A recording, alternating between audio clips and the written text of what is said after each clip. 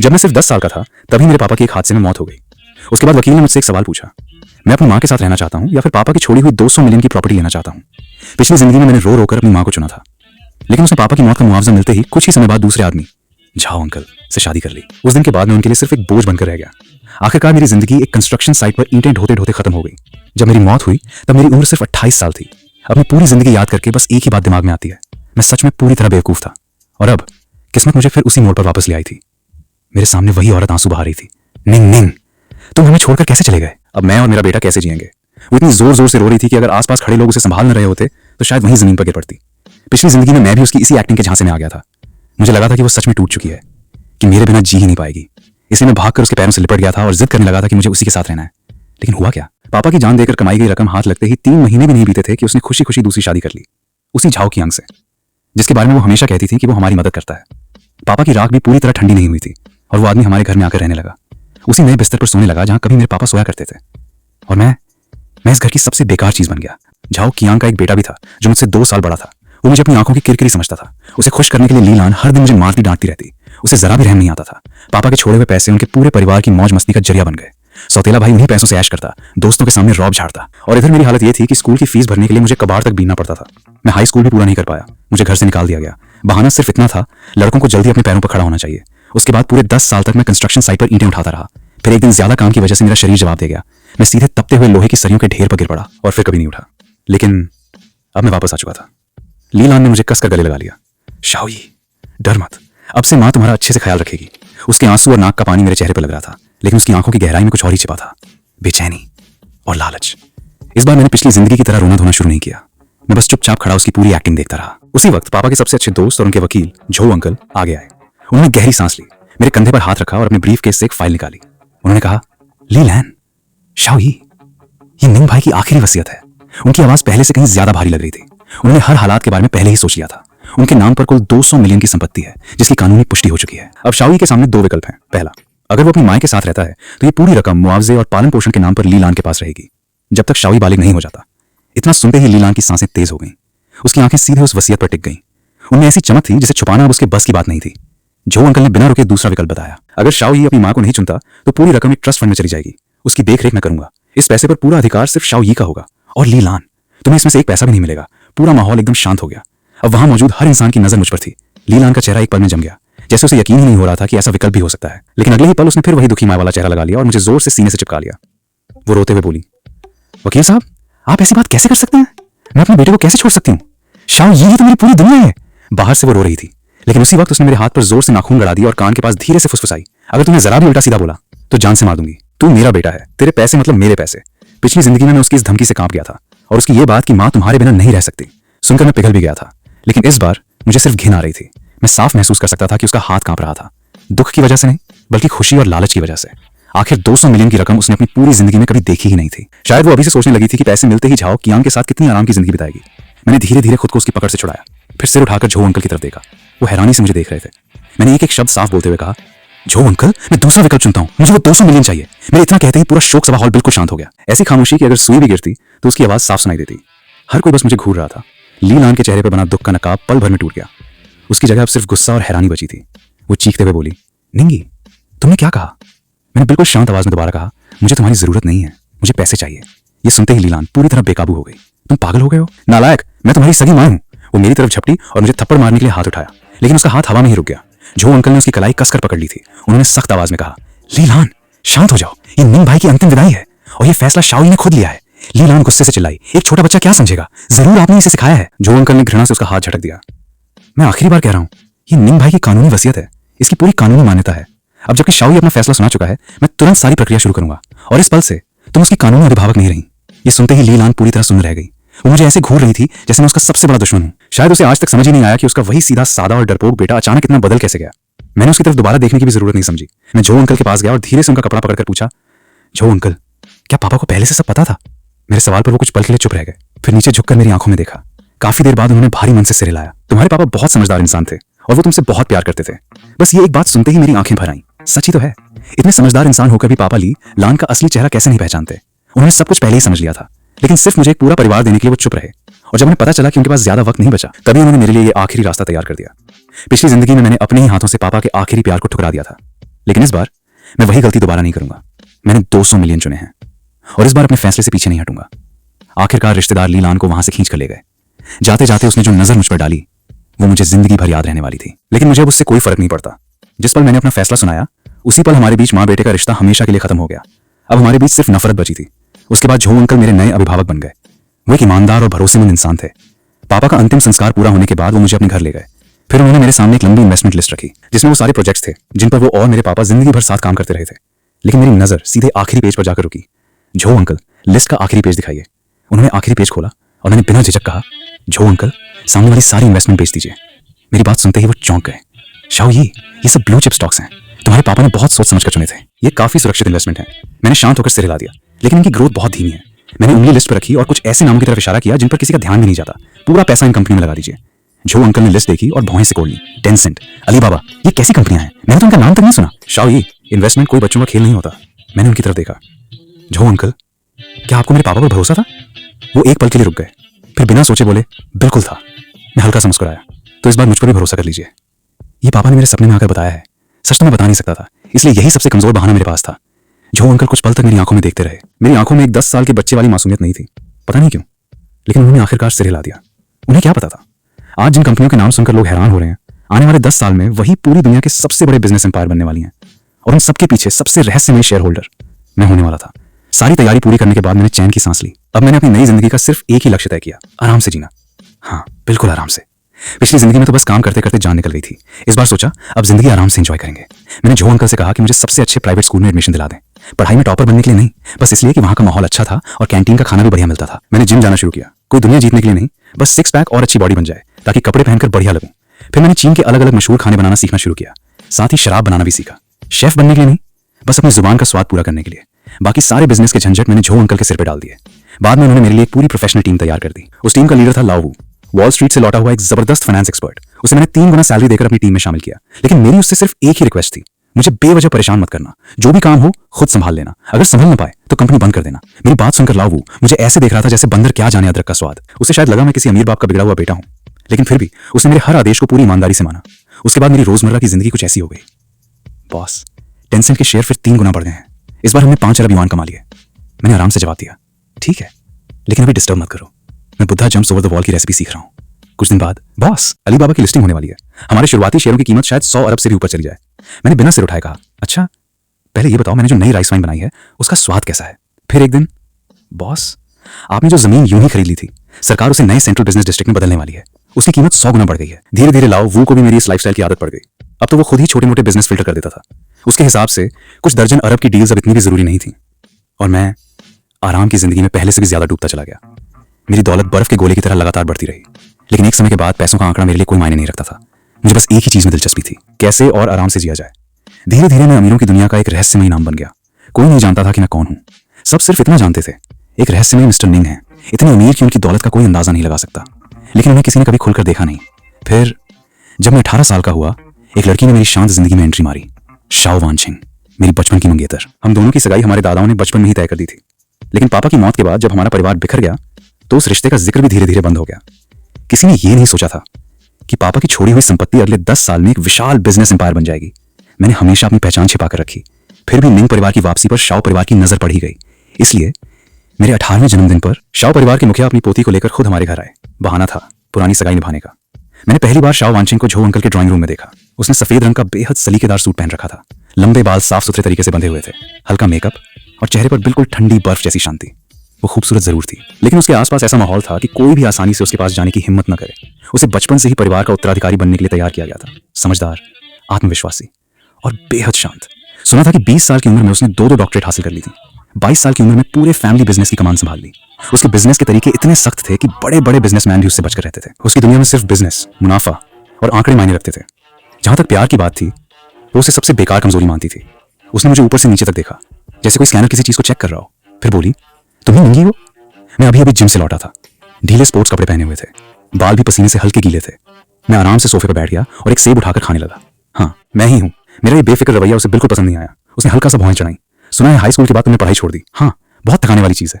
उसने फिर पूछा, तो आजकल करते क्या हो? मैंने सच सच जवाब दिया, जिम जाता हूँ, खाना बनाता हूँ, शराब बनाता हूँ और ये रिसर्च करता हूँ कि आराम और कैसे किया जाए। मेरी बात सुनकर उसके होंठों पर ताने भरी मुस्कान आ गई। मतलब तुम एक निकम्मे अमीरजादे हो।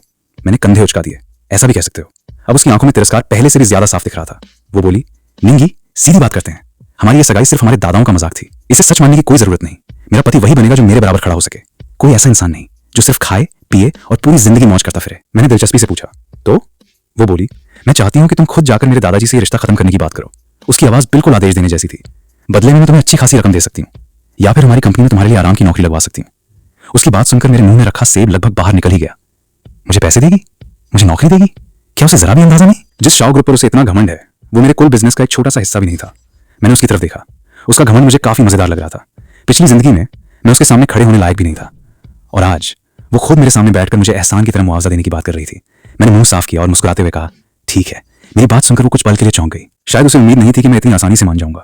उसने फिर अपनी वही ठंडी शक्ल बना ली। तो बताओ, तुम्हें क्या मुआवजा चाहिए? मैं खड़ा हुआ, धीरे धीरे उसके पास गया, फिर उसके कान के बिल्कुल करीब झुक गया। वो पीछे हटना चाहती थी, लेकिन जैसे वहीं जम गई। उसके परफ्यूम की हल्की ठंडी खुशबू साफ महसूस हो रही थी। मैंने धीरे से कहा, मुझे पैसे नहीं चाहिए, मैं नौकरी चाहिए। मैं सिर्फ इतना चाहता हूं कि तुम खुद अपने दादाजी से जाकर कहो कि तुम निंगी के लायक नहीं हो। मेरी बात सुनते ही उसकी आंखें फैल गईं। शायद उसने जिंदगी में पहली बार कोई इंसान उसे इस तरह जवाब देते देखा था। उसने गुस्से में मुझे जोर से धक्का दिया और खड़ी हो गई। उसका चेहरा गुस्से से लाल हो चुका था। निंगी, ज्यादा उड़ने की कोशिश मत करो। मैं फिर आराम से सोफे पर बैठ गया, एक पैर दूसरे पर चढ़ाया और मुस्कुराकर कहा, इज्जत कोई देता नहीं, कमानी पड़ती है। मिस शाओ, सबसे पहले मुझे छोटा किसने समझा था? आपने, है ना? वो ऊपर से मुझे घूरते हुए बोली, तुम्हारे जैसे इंसान को अपने जन्म के अलावा और किस बात पर घमंड है? दिन भर कुछ नहीं करते, बस खाते हो, पीते हो और आराम करते हो। आखिर तुम किसी परजीवी से अलग भी कैसे हो? मैंने कंधे उचकाते हुए कहा, फर्क बस इतना है कि मैं अपनी मर्जी से जीता हूँ। ये मेरी जिंदगी है और इसे कैसे जीना है ये मैं तय करूंगा।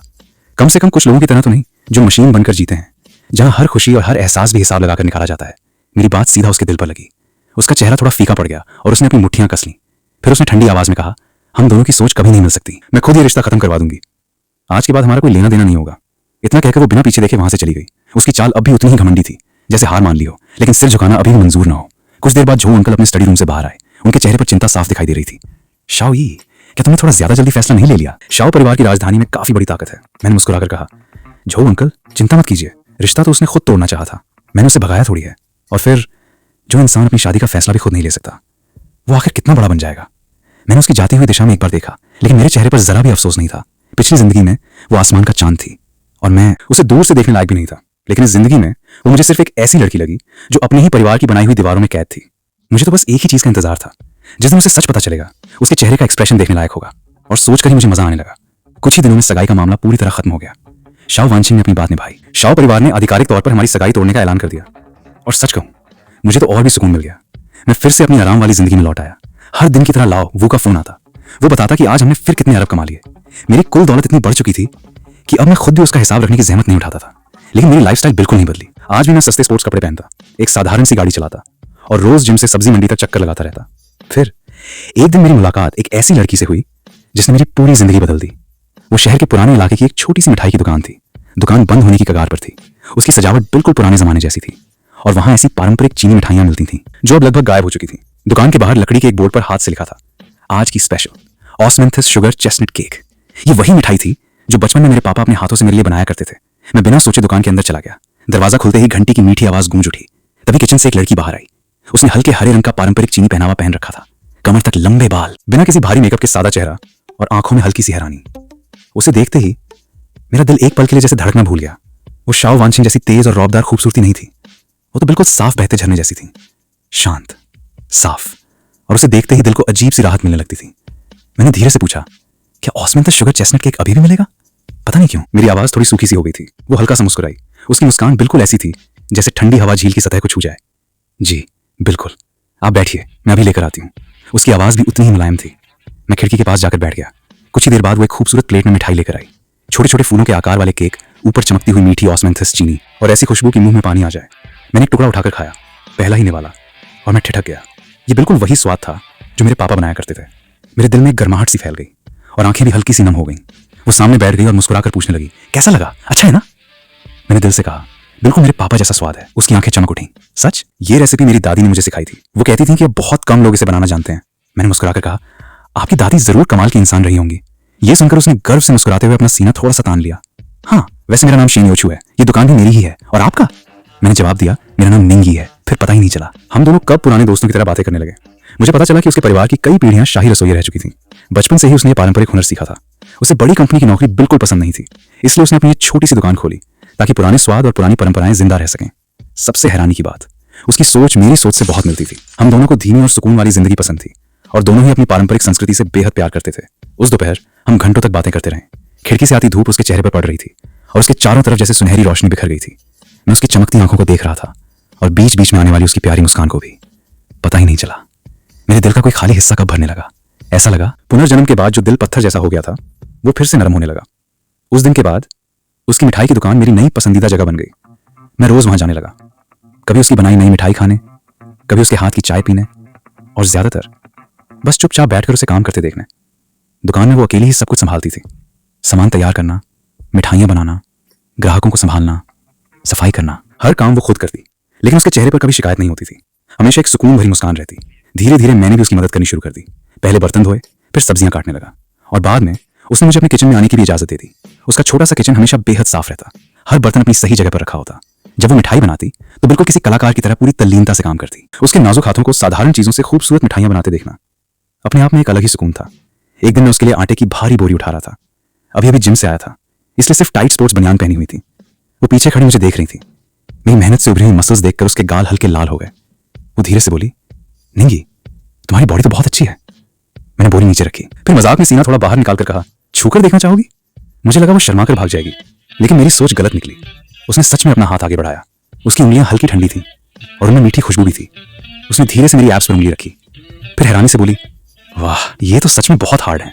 उसकी आंखें बिल्कुल गोल हो गईं, जैसे किसी बच्चे को नया खिलौना मिल गया हो। लेकिन मेरी हालत पूरी तरह खराब हो चुकी थी। एक गर्म लहर पूरे शरीर में दौड़ गई।